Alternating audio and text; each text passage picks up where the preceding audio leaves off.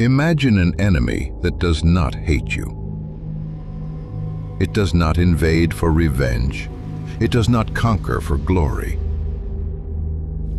It does not even see you as a person. It sees you as material, biology, technology, information, something useful to be collected. In Star Trek, that enemy is the Borg, a civilization without citizens, a species without individuality, a machine made from the bodies and minds of everyone it has taken. When the Borg arrive, they do not offer peace. They do not offer surrender. They offer assimilation. Your body becomes hardware. Your memories become data. Your voice disappears into billions of others. And the worst part is, the Borg believe this is improvement. They do not think they are destroying you. They think they are making you perfect. Resistance is futile. The Borg are one of the most terrifying forces in Star Trek. They are not a normal empire. They do not function like a kingdom, a federation, or a military state. The Borg are a collective. Millions, maybe billions of minds connected into one system. Every drone hears the same voice. Every drone serves the same purpose. Every ship, every body, every thought becomes part of a single machine intelligence. To the outside galaxy, the Borg look like monsters. Pale faces, dead eyes, cybernetic limbs, mechanical implants wired into living tissue. But the horror of the Borg is bigger than their appearance. Their real power is what they remove. Choice, memory, culture, personality. The private inner life that makes a person separate from everyone else. The Borg do not simply defeat civilizations. They erase the border between self and system. A world attacked by the Borg does not just lose a battle. It can lose its people, its history, its technology, and its future, all absorbed into the collective. To understand the Borg, we have to understand why they are so different from most villains. They do not want to rule the galaxy. They want to absorb it. They do not want obedience. They want unity. And in their eyes, the perfect universe is one where nothing is alone, because nothing is free. The center of the Borg is not a throne. It is not a capital city. It is not even a single leader. The center of the Borg is the collective itself, a vast network of connected minds. Each drone is like a cell in a larger body. Alone, a drone may seem slow, empty, almost lifeless. But connected to the collective, it becomes part of something enormous. A single Borg drone does not need ambition. It does not need fear. It does not need personal judgment. The collective gives direction. The collective gives purpose. The collective decides what matters. This is what makes the Borg so difficult to fight. Most enemies can panic. They can disagree. They can lose morale. The Borg do not break that way. If one drone falls, the collective continues. If one ship is damaged, the collective adapts. If one tactic fails, the failure becomes information.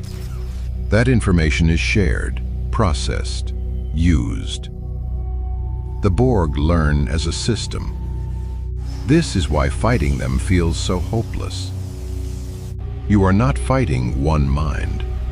You are fighting a civilization where every mind has been turned into one. The Borg have no need for heroes, no need for generals, no need for speeches.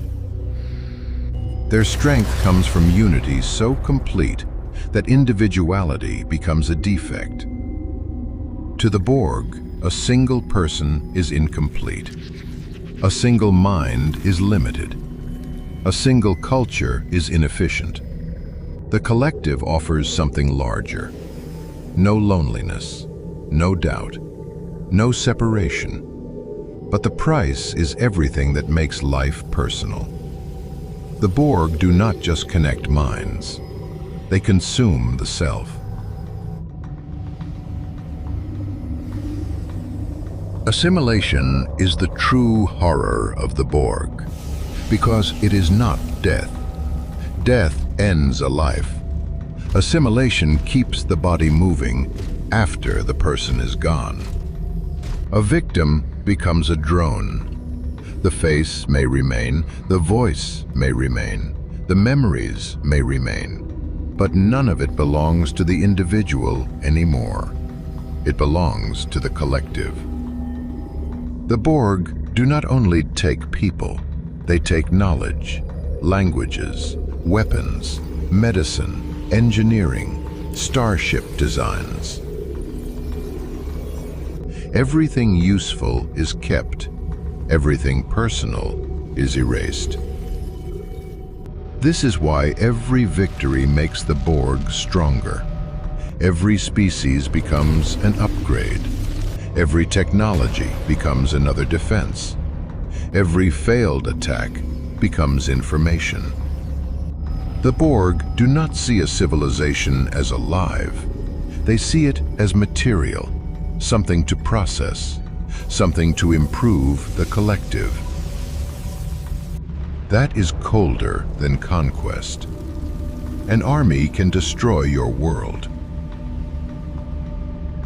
The Borg can turn your world into Borg. Your people can return with the same faces and no selves behind them.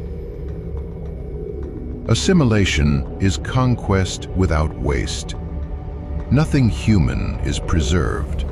Only what is useful survives. The Borg Cube is one of the most frightening ships in science fiction. It has no heroic shape, no elegant design, no symbol of pride. It is just a massive geometric machine moving through space with no emotion. That is what makes it terrifying. The cube does not look built to impress. It looks built to work. Inside, there is no traditional bridge, no captain giving orders, no crew with personal stations. The ship itself feels like part of the collective. A factory, a fortress, a prison, a weapon. All in one structure. When a Borg cube appears near a planet, the threat is already clear. It can scan, adapt, repair, deploy drones, and keep moving. Most warships are built around strategy. The Borg cube is built around inevitability. It does not need beauty. It does not need ceremony. It does not even need fear. It only needs function. That is the shape of Borg thinking. No individuality, no waste, no weakness, only purpose, moving through the stars.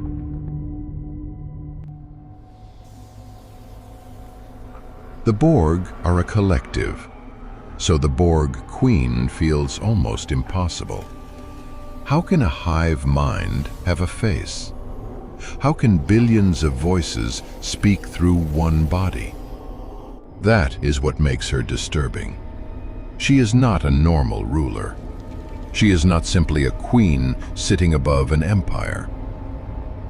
She is the collective given a voice, a face, a way to speak to the individual before removing individuality completely. The drones are terrifying because they are silent. The Queen is terrifying because she understands you. She can speak calmly. She can tempt. She can offer order, unity, purpose, perfection.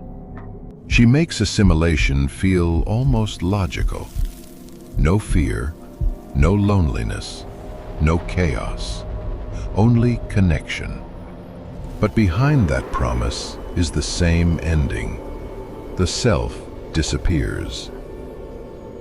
The Queen does not make the Borg more human. She makes them more dangerous. Because now the machine can look at you, study you, and speak in a voice that almost sounds alive. Most villains want something simple: power, revenge, territory, control. The Borg want perfection, and that makes them more dangerous. Because their idea of perfection does not include freedom. It does not include choice. It does not include personality. To the Borg, difference is weakness. Individuality is disorder. Culture is inefficiency. Everything useful must be added. Everything unnecessary must disappear. That is why the Borg feels so cold. They are not angry. They are not cruel in a human way. They are efficient. They do not need you to obey. They remove the part of you that could disobey. They do not need to rule your civilization. They absorb it. A destroyed world becomes ruins. An assimilated world becomes part of the machine. Its people still move. Its knowledge still exists. Its technology still functions. But the civilization is gone. The Borg are terrifying because they can keep life alive after removing the self. So what are the Borg? A species? A machine? An empire? A disease? Maybe they are all of these at once.